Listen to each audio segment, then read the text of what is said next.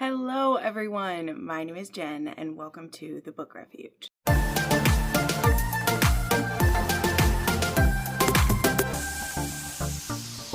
Alright, hello my friends and welcome to what I believe is week 10. And it is also birthday week here. Yes, March 18th is my birthday. I'll just tell you, I'll be 33. And I'm really excited about that, actually. I really like, I like the number 3. So I'm actually someone who hasn't minded being in the 30s so far, but I really love the idea of 33. Also, if you are turning 33 this year in 2026, like me, you'll also know that we were born in 1993. So there's just a lot of happy threes going on in the 3rd month of the year. So anyway, there's all these fun things. So I'm actually excited about that. Thank you to those who have already sent some gifts my way. I will be sharing those in a haul at the end of the month.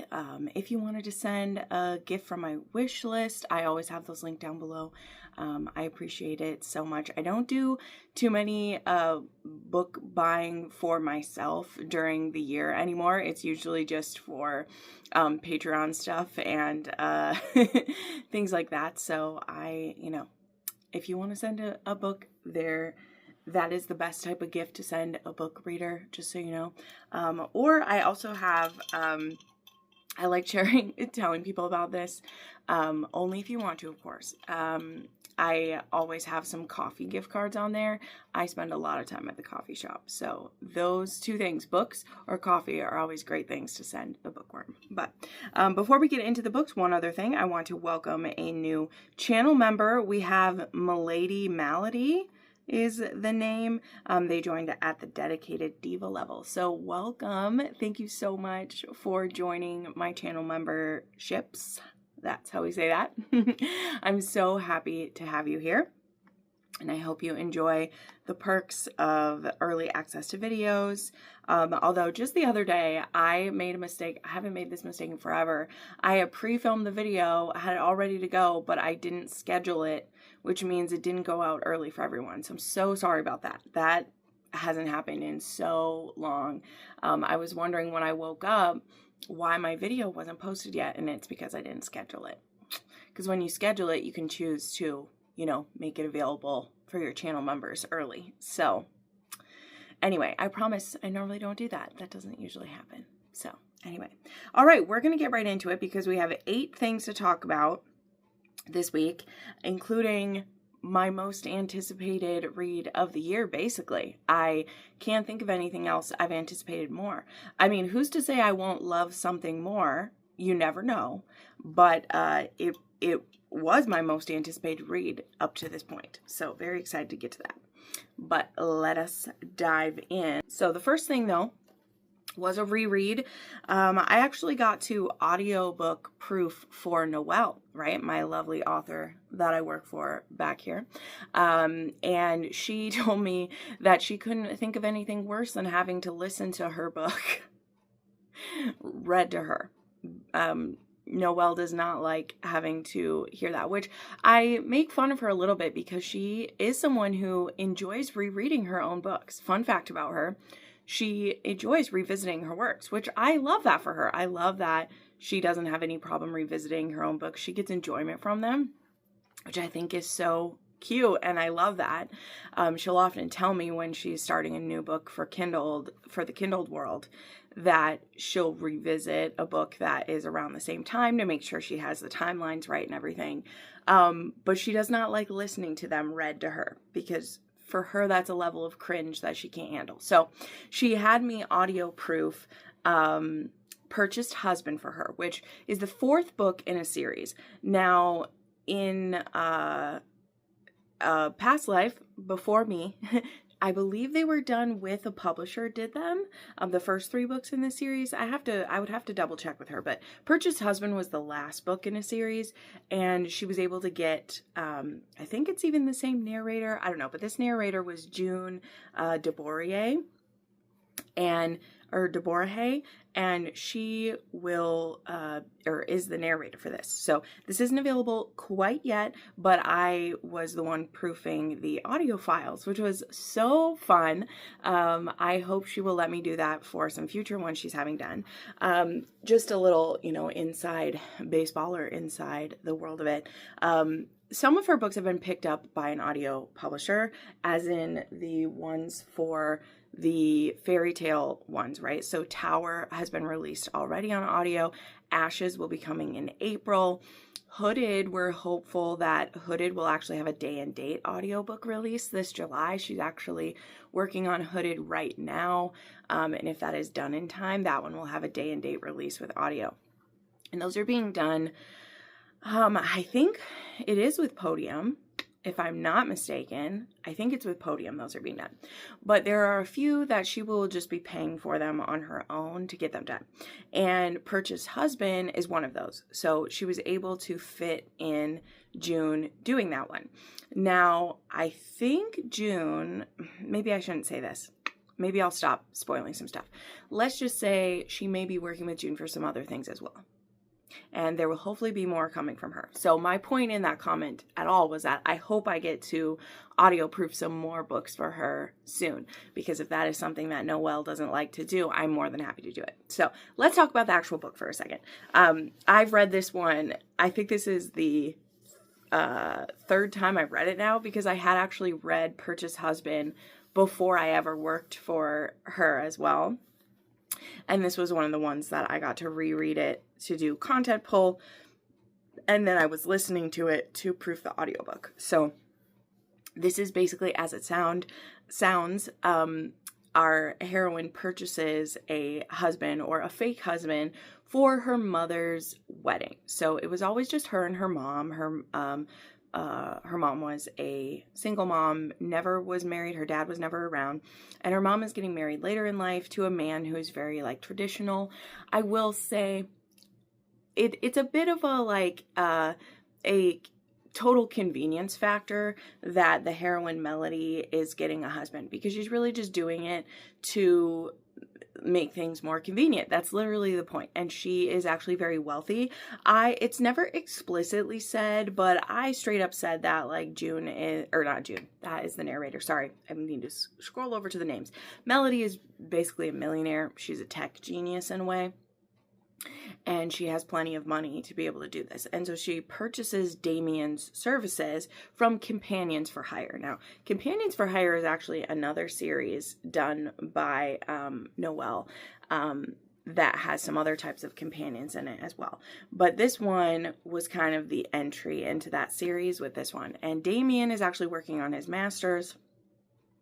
And he gets hired to be her husband. And so they'll basically live together for the 6 months leading up to this wedding, and pretend to first be fiancés, and then that they got married without telling anyone in the lead up to this wedding. And so it's a forced proximity, fake married type of situation for them. So really cute, sweet, and it was fun audio proofing it. And I thought June did a really great job, actually. I'm pretty sure I've listened to June before, because I've listened to some of Noelle's audiobooks before I had started working for her. I bought some of them way back when, so I actually own some of them, which is fun.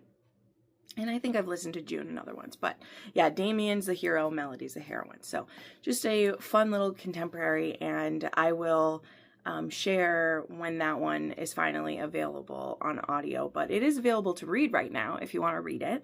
But the audio will be available soon. Okay, next I had a fan fiction, and this one is called Dig Two Graves. So yeah, very heavy title, and it was a heavy topic, but maybe in a way you didn't expect. So yes, this was a Hall & Out fanfic, as is all that I've been reading, all the fanfics lately. And this one is by, I cannot pronounce the name of the... this fic was not too long. I think this one ended up being just a little over 100 pages. But this is a post long game fic. And it takes place during the first season that Ilya and Shane are playing together. And Montreal in this one, it's ratcheted up that they are absolutely horrible. And what we also have going on is we're introduced to a new, like, original character who is playing on the Centaurs. I can't remember this character's name, but there's just a new character who's a rookie, but who has really good, like, chemistry with Shane and Ilya, and so he actually gets put on the line with them.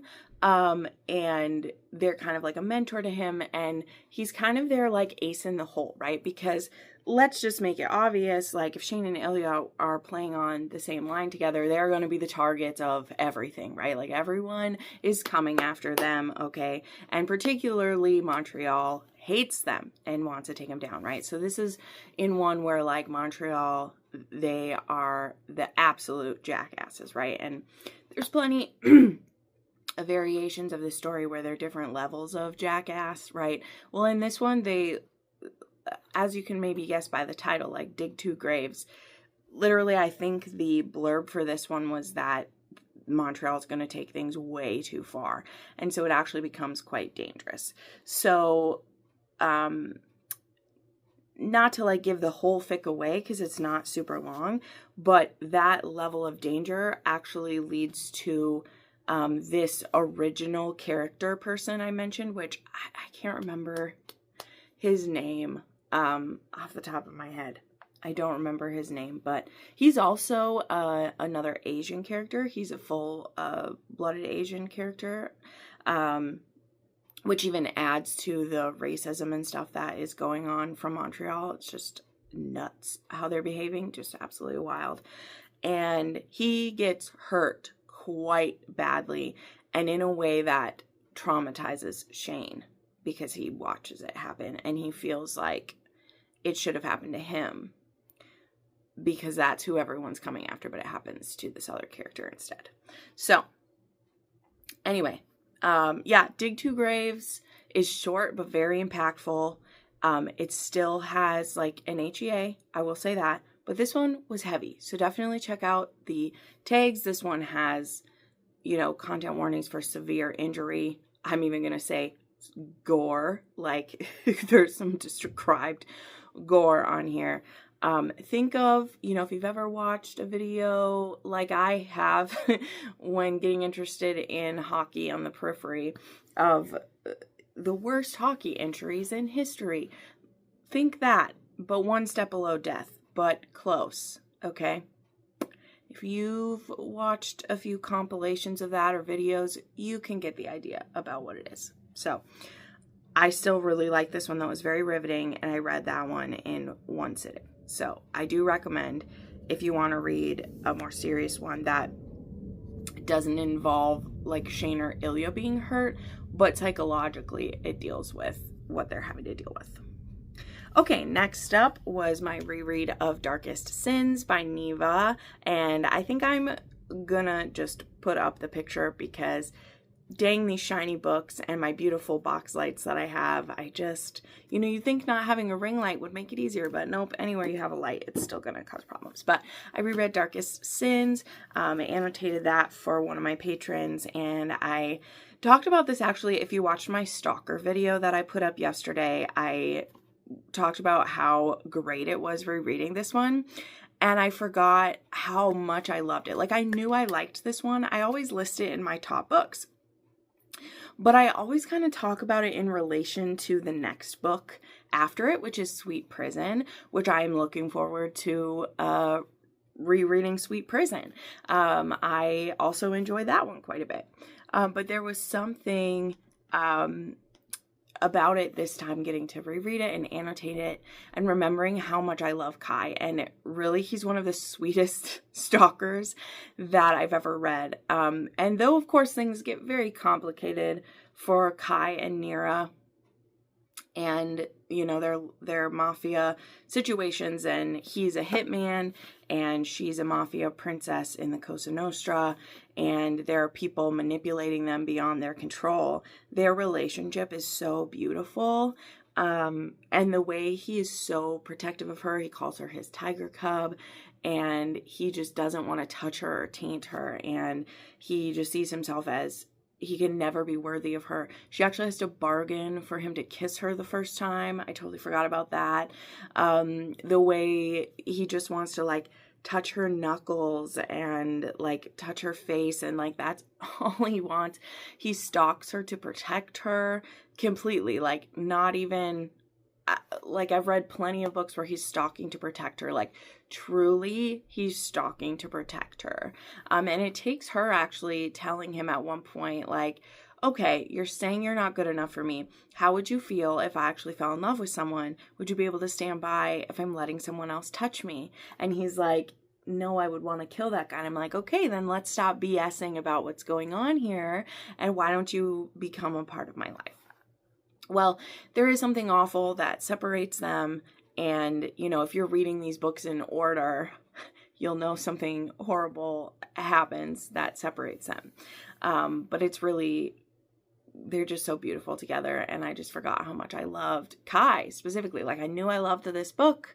I knew I loved this couple, but rereading it, I love them even more. And he's just so soft and sweet with her. And he really is written as kind of neurodivergent, a psychopath. He was told that he wouldn't be able to form attachments or care about anyone. And yet she's like, you saw someone make me upset and you wanted to kill them. You obviously are attached to me. Like whoever told you that lied to you. Like they manipulated you. They made you believe that you were soulless and that you couldn't care about anyone. Obviously that's not true. You care about me. You know, all these things. She like undoes a lot of the awful like training that he believes about himself. So just really beautiful stuff. I love it. I love it all. It makes me so happy. It's great. So yeah, I love this one. This is a 5-star read. Absolutely. And it wasn't as spicy as I remembered it. I think it's because like there is a lot right at the end once they're finally, you know, together and we don't have anything in the way. But it's funny how high spice level I felt some of these were the first time I read them. And then looking back, I'm like, man, this was so drawn out and the tension was so good that I think that made me think it was so much like, oh, full of so much more, which is totally fine, by the way. It doesn't need to be full of all of this stuff. Like it's beautiful the way that it is. Absolutely. But it does make me chuckle a little bit about what I thought was just like so over the top. Which I didn't think it was over the top the first time, but I thought this was like so spicy. And now I'm like, no, it was just perfect. So yes, 5 stars, like 2.5 to 3 on the spice scale. Just wonderful. All right. Next up was Across the Vanishing Sky by Catherine Cowles. Yes, I did get to this one. I was a little bit late on the books that were at the beginning of the month just because, as you can see, I was still working on annotated books. I even still have one left. Anyway, I thought I was ahead of schedule. Patrons, thank you for always having my back and being wonderful. I love you. But I knew I wanted to get to this. I really did want to get to this because Catherine Cowles, she was starting a new suspense series, and I was really intrigued by Dex and how he helped out in the Sparrow Fall series. He was a hacker for the FBI, and based on his interactions with I think it was with Trace. Either way, he'd helped out with hacking and stuff. I think it was Trace who had to do with the FBI in that series, but whichever person he was involved with, we knew that he had been a hacker who'd gotten caught, and he'd been forced to work for the FBI for so many years, and his years are up. And so he's able to fully go back home to his family in Starlight Grove, and we learn about his brothers, and we learn that he was actually the child of a serial killer, and him and his brothers found that out at a certain age. And they've always wondered what happened to their mother, because their mother disappeared when they were young, and they just were told that she died. She'd left them. She disappeared. They have no idea. And it wasn't until years later when they learned that their father was a serial killer, and it's far too late, or so they think. I mean, I don't know. I'm holding some thoughts that maybe we'll look into the mother in this series. I mean, it's very early on, obviously. I hope we'll look into her more. Did she find out what happened? We learn that one of the brothers, who I'm very intrigued by, is actually responsible for killing the dad, to stop him from killing them. And then they ended up, so the oldest brother was like a teenager, but then they were all younger than that.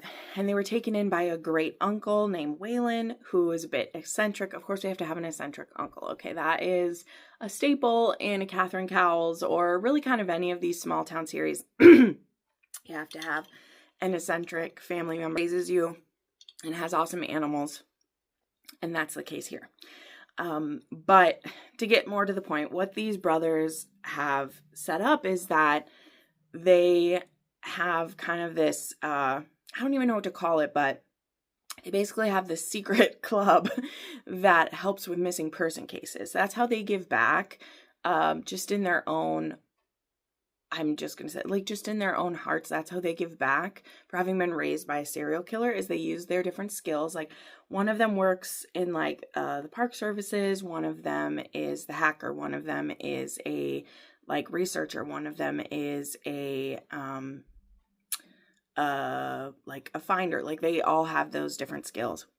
But of course they have a couple rules, and one of them is they don't help with missing persons close to home. You know, they're like, there are plenty they can help with. They don't help with any close to home because they don't want to get caught. And also there are some people, you know, close to home that still don't trust these guys, them being the son of a serial killer, and blah, blah, blah. So that is Dex's side of things. He's coming back home, moving back to be close to his brothers. He's done with his time in the FBI. That also means he's going to need to be more careful because the FBI warns him, you no longer have our badge anymore. You can't be appropriating, you know, resources from the FBI for your side quests. Because if we catch you, you know, you might be right back where you started, type of thing. So that's Dex's side of things. Then we have Brayden Winslow. And she never thought she would come back to Starlight Grove, because in the prologue, she's actually in Starlight Grove with her best friend, Nova. So the story starts 1 year earlier, and she's there with her bestie, and they're literally going for a hike. And literally in the time it like takes her to be separated from Nova for the short amount of time, her best friend disappeared, vanished without a trace. And she's a young mother, and Nova had basically helped her raise her son. And Nova is all she has in the world. The father of her son is a rich douchebag who still kind of like stalks her a little bit. Like, definitely he doesn't just disappear. We'll see him show up again. But she has spent the last year learning everything she can about like missing people, learning how to, like, I don't know, she's just gotten herself really involved in the missing person community. And there's just a lot that I really related to with Bray, even though I don't have anyone in my life who's went missing. I've shared this multiple times. I'm really into true crime. I always feel weird when I say that. I know, I'm sorry, but I know some of you agree with me. We've talked about the same podcast. We watch the things that we do. And I just feel like if this had happened to someone that I love, I would 1000% be the type of tenacious and absolutely never stop that Bray is.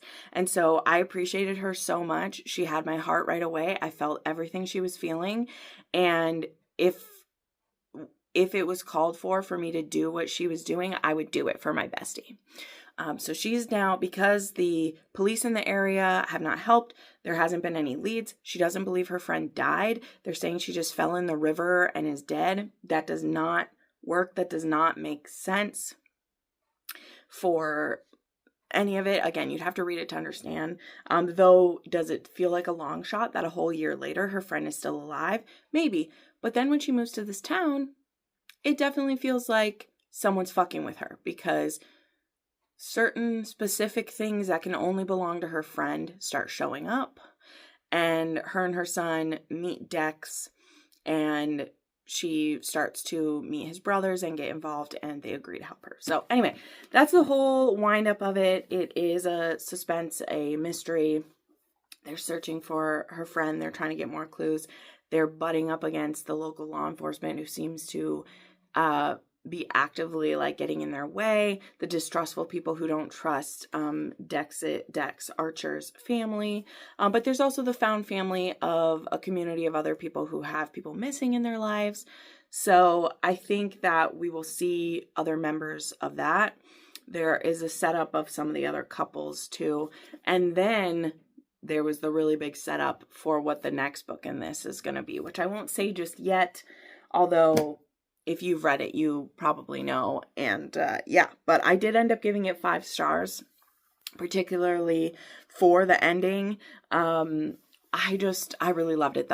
I listened to the audiobook. I'm on Catherine Cowell's ALC review team, but I did get sent that copy from Bloom.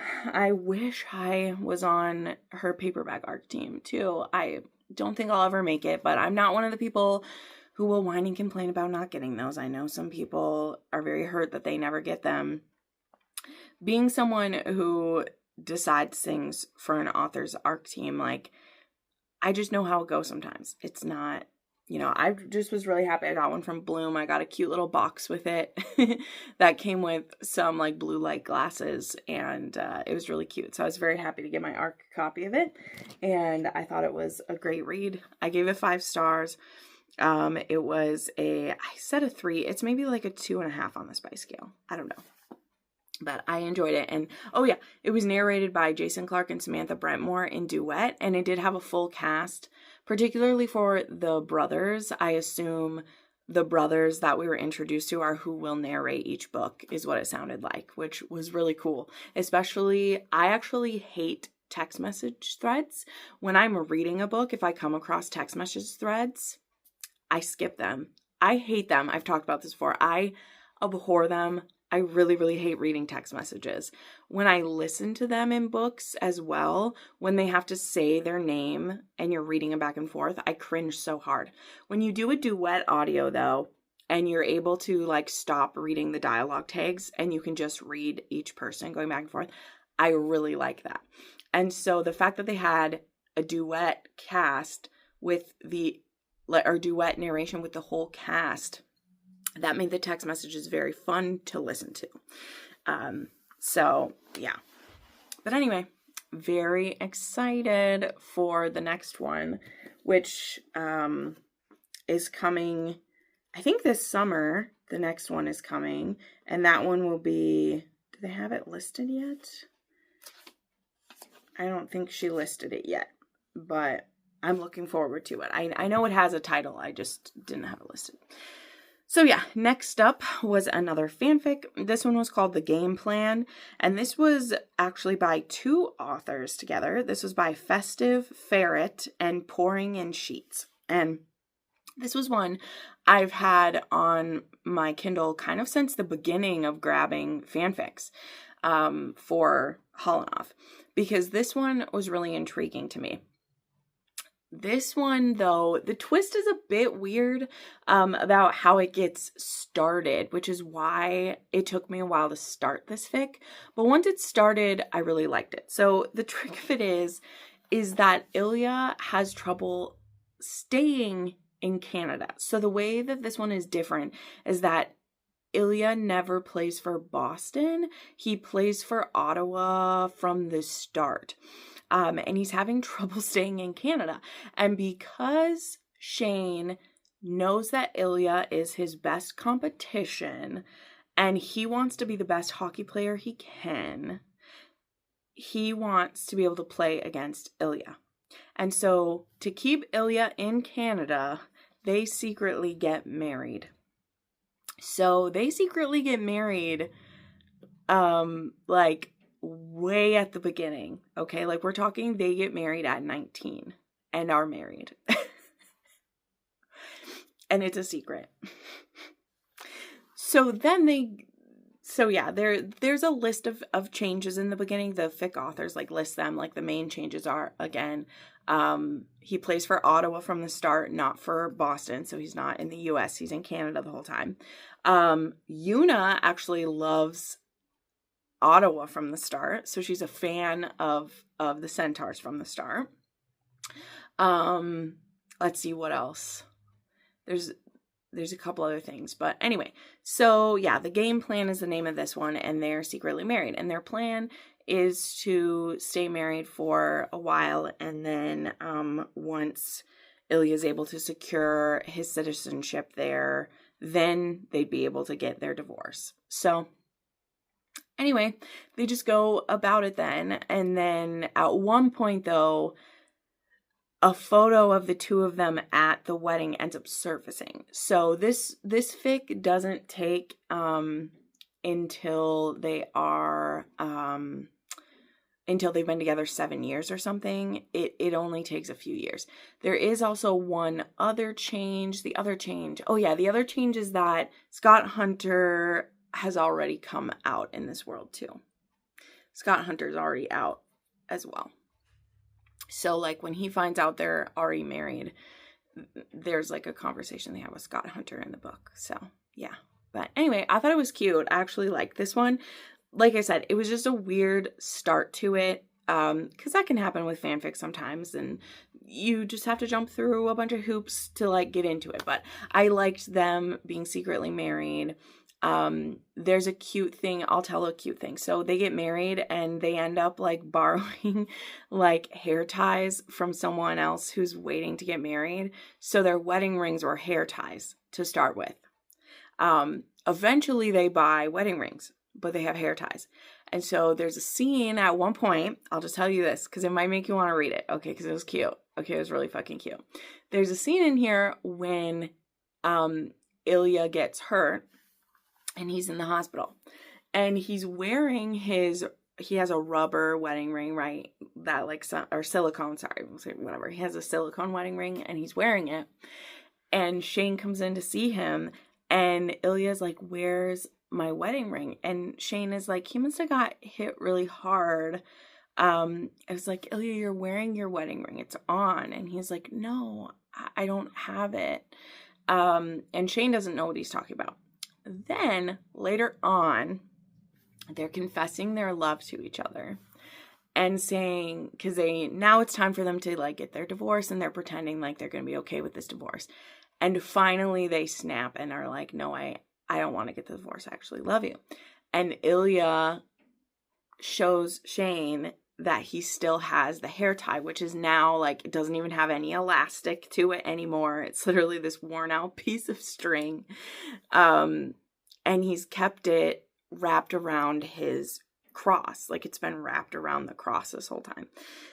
And Shane realizes that when Ilya was in the hospital asking where his wedding ring was, he was asking for his necklace because they had taken his necklace off after he'd got hurt so that they could check stuff.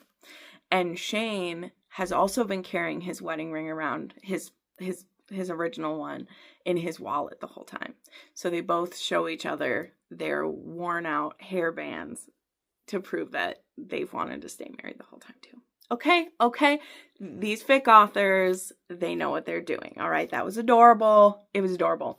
So even though they had upgraded to, they both had metal rings and they had their silicone rings to wear when they were playing, they both still had their hair ties from when they got married at 19, which is adorable. Okay. So that one was cute. And I recommend that one as well if you want a little like hidden relationship, but like turn it up a little bit because they're not just secretly fucking, they're secretly married. And why it's fun that he already plays for the Centaurs is, like I said, in that world, Yuna loves the Centaurs. So when she finds out that Shane is married to Ilya, like she likes Ilya a lot more already. She already secretly likes him because he plays for her hometown team and she likes him. Okay. Moving along here. All right, here it is. Here's the big kahuna of the week. Don't want to spill. There was Rise of Ink and Smoke by Pam Godwin. Okie doke. Let's settle in for a little bit for this one here. So this book is my most anticipated book this year. It is the fourth and final book in the Frozen Fate series, or a spin-off of the Frozen Fate trilogy, however you want to look at it. And there's no real way to talk complete non-spoilers about this if you haven't read the original trilogy. I've talked about this when I read like the blurb for this book. So if you still plan to read the trilogy, like you haven't read it at all and you know nothing about them at all, you should skip until I talk about the next thing. Okay? Now, if you've read the trilogy and you know what this book will be about, but you don't want full spoilers, you can stick around for a little bit longer because I'm going to give you like the overview and that. And then when I get into like a little more spoilers, which this is still a full 10 days from coming out, so I'm not going to go full spoilers for it yet. But I will do just a tiny bit. I will put up a spoiler tag. So yes, before I say anything, if you don't want to know anything, skip to when I show the next book, which will be called Compatible and is another fanfic. So if you skip ahead to that picture, skip. I highly recommend this series. As I've said, the Frozen Fate trilogy is a 6-star trilogy. And if you want to read that series without any spoilers, you don't even want to know the name of the character that I'm going to talk about now because it ruins something. And I have friends who have been able to read the Frozen Fate trilogy and not be spoiled at all. Okay? And you don't want to be if you can help it, because Pam Godwin is a master storyteller and you just don't want to be spoiled for it. Okay? Okay. All right. Now, last chance, I'm going to talk about non-spoiler, but talk about Ink and Smoke a little bit, okay? So, Ink and Smoke is Wolfson Strock's story, okay? So, he was our last Strock who was left without a full happy ending at the end of the trilogy, right? We thought he was dead for a good portion of the trilogy. Of course, being the spoiler that if you were a bad girl and stuck around, now you know. I stand by, I very convincingly thought Wolf was dead. For at least the complete second book, I thought he was dead. And one of the things I talk about in my review of the third book is in some ways I think Pam did too good a job making us believe he was dead, because I still don't understand how Dr. What's-His-Face was able to sneak around the way he was and no one find him, right? Like, I don't understand how we never saw any tracks from that guy. I don't understand how he was able to sneak a plane in, and the only time they saw a plane was one time. I mean, I guess he probably had some cameras in places and stuff like that too. Was able to get them in there when they weren't around. I don't know. That's just some of the believability you just have to jump to. And I'm more than willing to give that to Pam, because the experience of reading it and not being sure if Wolf is dead or alive, I love. And I've had multiple friends fully guess that he's not dead. And I've had people fully think he's dead. And so the reveal of it is crazy. I mean, when you're reading the third book, you think he's maybe working with the bad guy. You have no clue. And I still think that what was the question? I even emailed her, because I thought that Wolf had helped Denver set some stuff up at one point. Because there was some things in the timeline that just, I didn't understand how Denver could have done them, and them not be watching him. And Pam was like, I really tried to make it that like they weren't watching him every second of things. So just based on how barren things were supposed to be, though, I just was like, how is this man sneaking up on people? I just didn't understand. But anywho, the point being, I am so happy that Wolf was alive. I immediately wanted his story. The way that Wolf is written, I love him so much. And when we get into Ink and Smoke, again, I'm not going to go full spoilers in this part. Even once I do a little bit of spoilers, I'm not going to go full spoilers there yet. I will, of course, talk more about this book in the future. We will get there through this year, I'm sure. But we start with him in his prison where he's being tortured by Rhett. And we're learning a bit about what it was like during the months that he was held captive. And honestly, I left that chapter amazed that he's not more demented than he is.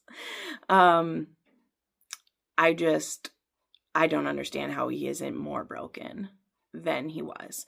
And maybe that's because he was already kind of conditioned in a certain way, just how he grew up and the things he was dealing with. I don't know how they all aren't stark raving mad. Truly, I don't understand.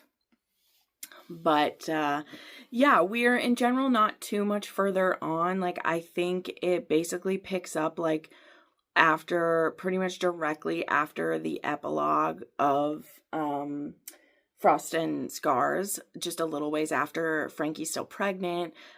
He's settling into his life there. He's becoming a tattoo artist. And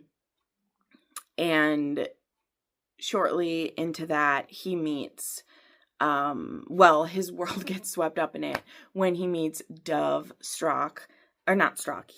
he meets Dove Wrath, who is a runaway bride because she has discovered that her fiance is gay and has been fucking her stepbrother, Jeg, who she's learned actually lives in Sitka currently and is the owner of the tattoo shop that Wolf is apprenticing at.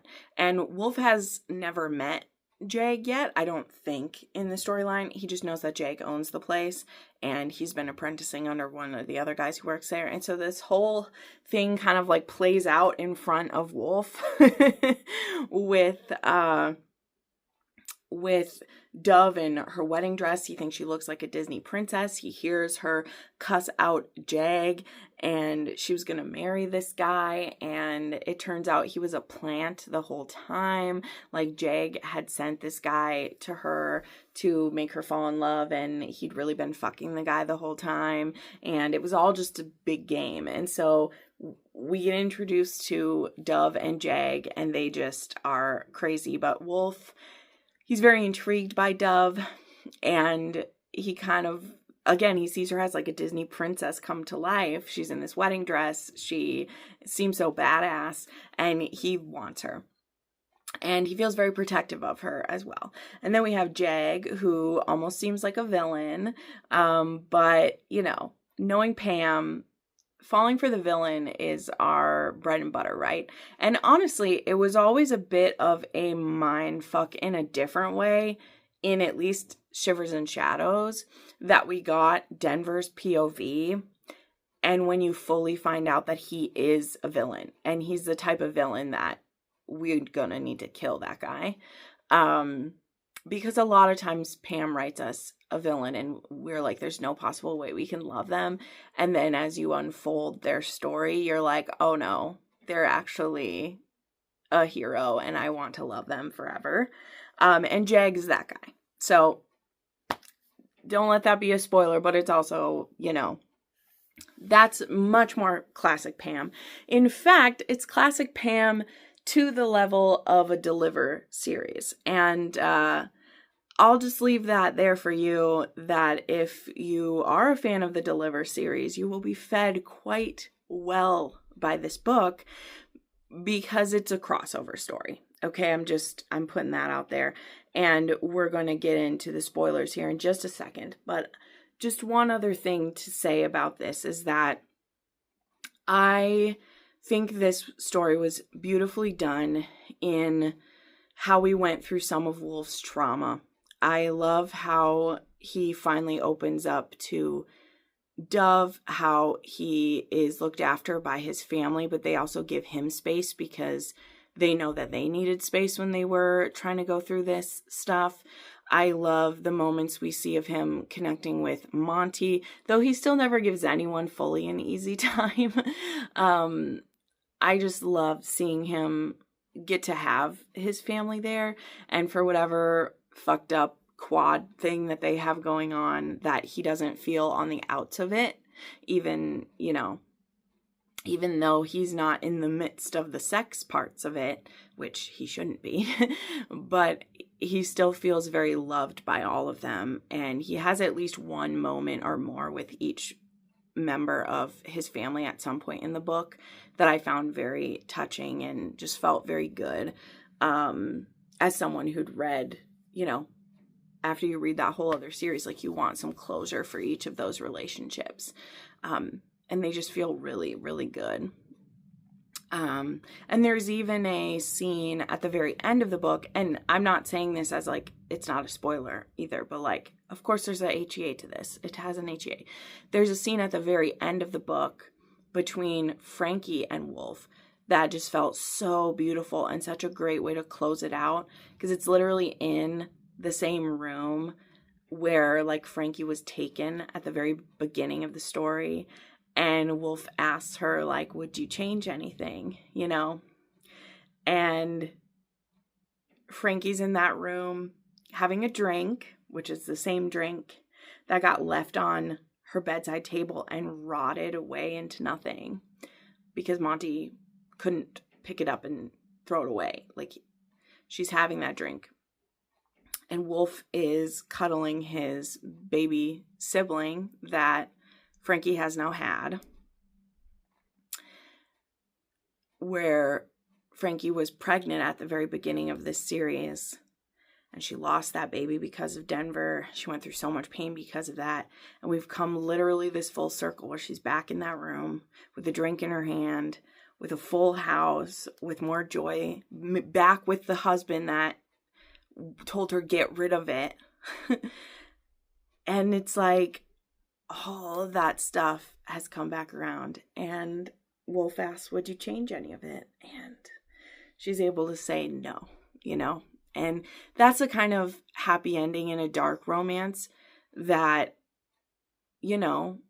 butterfly effect or no, you truly are like, no, we wouldn't change any of it. Even when you've just read some of the darkest things that have ever happened, some of the cruelest things one human's ever done to another, and you're like, no, I wouldn't change anything, Okay, just a little moment of, like, spoilery stuff just for fun.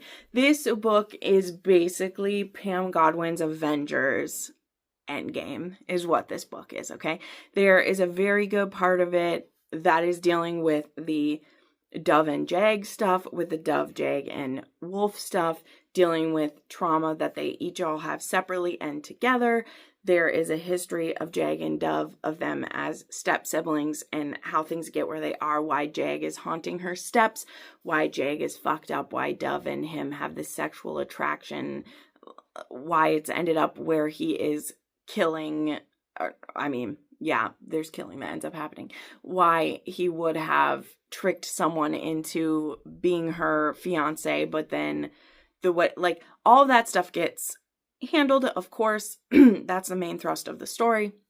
But we also find ourselves in Colombia as well, and we meet the freedom fighters as well in this. And I have to say that while I found it very joyous in one aspect, it did also feel that the last 70 pages of this book was really just Avengers Endgame, like an extended epilogue of let's just have all these cool moments with these characters of Pam. And if you haven't read that series, I'm not saying you need to pause and read all those books before you read this, because the amount those characters are in there is slim enough that please don't go read a full 9-book series before you read these ones. Like, these ones, please read these first. But you will get quite a kick out of it if you have read them. But as someone who's read them, the danger that is supposed to be represented by Van Kiso and Matias Reparzito was almost nil to none. Okay, when they show up at a certain point and are supposed to be a credible threat to our character and are supposed to propel Jag into making some life or death decisions that could possibly tear him away from his lovers, it really was like taking all the steam out of a balloon, you know? And so that didn't take enjoyment away, but it did mean that the enjoyment I got out of it was fully a vicarious thrill of, we just got to see all the combinations of fucking that Jag and Dove and Wolf are gonna do, that we hadn't seen up until this point because we were in a dangerous situation. Is that an awful thing? No, it's not. Is that maybe something she was making up for because in Frost and Scars, our quad spends so long saying we're never all gonna fuck that we only got one scene of them all fucking? Maybe she was making up for that a bit in this one and was like, they are gonna fuck the entire last 70 pages of this book. And that's not gonna be a problem for some people. It wasn't a problem for me. But it also meant that the literal climax of this story happened pretty early on, which not early on, this is a 760 page book. The climax didn't happen early on, but in the general steam of the book, I kept being like, are we done yet? Are we done yet? Okay, this is long. Like, this book had taken me a while to get through because I'd been pacing myself. And then once we got through the final confrontation with who the villain in this story is, and I'm getting these really happy moments, which again, I was loving it because I love Pam. I love all the characters in the Freedom Fighters. I love all the characters in the Frozen Fate. It just felt, again, like Avengers Endgame, epilogue after epilogue after epilogue of just more sex scenes and fun. So anyway, I also am a book reviewer. So I am honestly kind of hesitating as I've been thinking about it. Now, I finished this 2 days ago, and I initially gave it 6 stars because it's Pam Godwin, and nobody writes like her, and I love her books so much, and I've been anticipating it so much. And I'm like, it's 6 stars, isn't it? But I don't actually know if it is. I don't know. Because I think that it was more self-indulgent than Pam ever really lets herself be in some stories. And I think a lot of it is because Wolf is her favorite character and she just wanted more moments of Wolf getting to be Wolf. And I'll tell you, I 100% this time around was envisioning Wolf as Connor's story. Okay? I know that maybe threw you for a loop. And maybe my brain is broken. But there was a very specific photo shoot of his that surfaced recently. Okay, so I'm going to share this with you. There's this photo shoot that surfaced of him. Okay, very androgynous, the straight hair. His hair looks black, the eyeliner. And then Wolf is described as wearing corsets and dresses and prints and all these things. And all it made me think of was the V-Man shoot that he's done. A lot of his older photo shoots. And so I was picturing Connor's story with black hair and the entire time on this book. That's what I was picturing. Obviously, that's not who I pictured when I read Frozen Fate originally because I had never heard of Connor's story before. But now that's who I picture. And that's who's in my head. And he will never, ever leave. That is who he is and who he will stay. That is who Wolf is for me. If I've been able to pass that on to you, you're welcome. Okay, you're welcome because he's beautiful. And some of his like stuff from particularly, I'm sorry to do this too, but from one of his short films called Riley, there's some scenes of him being gay in there. Because he's a gay kid in that one, that literally I was like, dude, if he had black hair and eyeliner on right now, he's Wolf. And he is. Wolf is fantastic. And it's very, very clear that Wolf is Pam's favorite. He just is. And I agree. But anyway, to pull it back in, I originally am giving this 6 stars.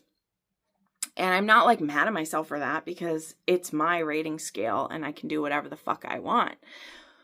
But I've now talked about it with a couple of friends. I'm like reflecting on it and I just don't think it carries quite the same punch. And like, I'm okay with that. I'm fine that this wasn't torture porn. We don't actually dwell in all of the abuse in the same way that we have in the past. It's still very dark. I'm not trying to tell you that it isn't. Maybe I'm just broken by a lot of the things Pam has written before. But it also didn't feel as heavily threatening, knowing that Wolf has his whole family to look out for him. And then also, when the threat is the freedom fighters, I know them. And they can say they're going to do awful things to Jag if he doesn't help them, but no part of me believed it. And maybe that will work for new fans who will be scared of these people. But if you've read them, bitch, you ain't scared of Van Kiso. Bitch, you ain't scared of Liv. You ain't scared of Camilla. You ain't scared of Matthias. You ain't scared of Frizz anymore. Because you know what their game is in and what their blackmail situation is. And in fact, you're like, Jag, you need to be on board with them. So there was no tension for me once a certain event happened. And then it was just all like, okay, so we just have 100 pages of fucking around. What? Okay, I gotta move on. Okay, end of spoilers. Currently, this is sitting at 6 stars, 4.5 on the spice scale. Lots of trigger warnings. Pam has a full list. Check them out, including harm to children, danger to children, self-harm, PTSD, visceration, okay, vivisection, vivisection's the one I meant, not visceration. Look those up, okay? But I still recommend this series. It's sitting at 6 stars. That may change. This may go down to a 5, or if I can, a 5.5. I don't know. I still hold the Frozen Fate trilogy a bit above this, though I'm so happy this exists, and it's still going to probably be in my top books of the year. But that's more so because no one can really stand up to Pam Godwin in their writing. Even if this against other Pam Godwins, I don't know where it stands. Okay, moving along. Okay, next up is Compatible by Jeweled Foxes. This is a kinky fic for Holinov, so just real easy to talk about quickly here. This one was literally a free use fic, but yet somehow not that erotic at the same time.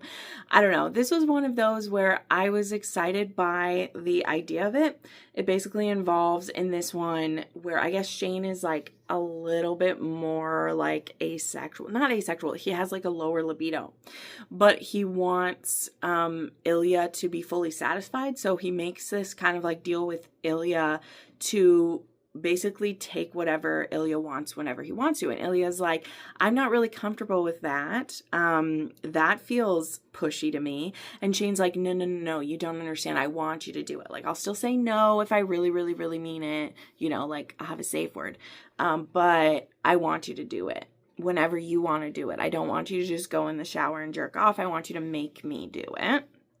So it's this cute little one that the fic author describes it as they feel like they've invented something when really they're just doing free use kink together. So it was only 70 pages. It was cute. It wasn't anything that fancy. And again, I thought it was going to be more than it was.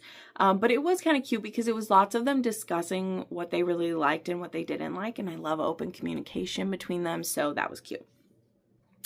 And then the last book was my reread of When We Break by Kristen Proby. This one is Beckett Blackwell and Skyla. What's the last name of these guys? Is it Gallagher? And she now owns like the dance studio in town. And Beckett is a farmer, including cows and chickens and everything. So cute. And Skyla has moved here after her career as a ballerina was ended due to a stalker who caused her to become injured and who had freaked her out so much that she moved to this small town. And she still has her brother Connor coming every once in a while and checking in on her. She has a dog, Riley, who she's trained to be kind of her guard dog, and also her her like PTSD companion, because she will get panic attacks sometimes when things remind her of her stalker. So there's also that. And then otherwise, it reads like all the other Kristen Proby's. They instantly fall for each other, though he does ask her on a date and she says no the first time. So it's funny because this one was listed as he fell first, but still by page 90, they're dating. And by the second date, she's saying, I haven't seen him in 2 days and I'm obsessed with him. So this was another one that upon rereading, this went from a 5-star down to a 4. But I still love this one. I love that he's the farmer. I love her dog. This one has the added POV of the arsehole is what it's called. Like it has the POV of Lewis, who is her stalker, which I think is an interesting aspect to add in. I also love Connor in the background, seeing Connor and Billy's relationship growing.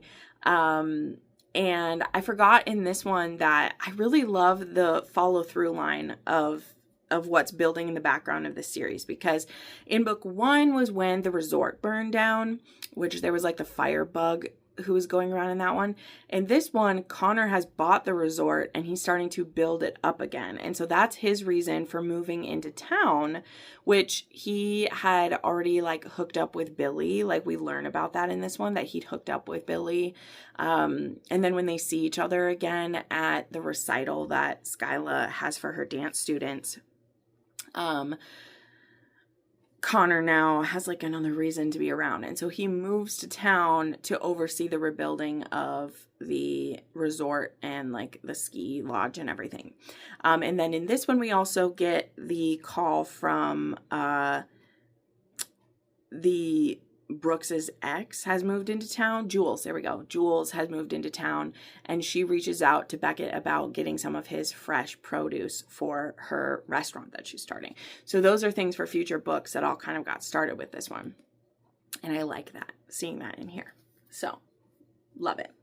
But anyway, still very incelusty, very like sex heavy with this, but this one's really cute. I'm looking forward to Where We Bloom. I love that one.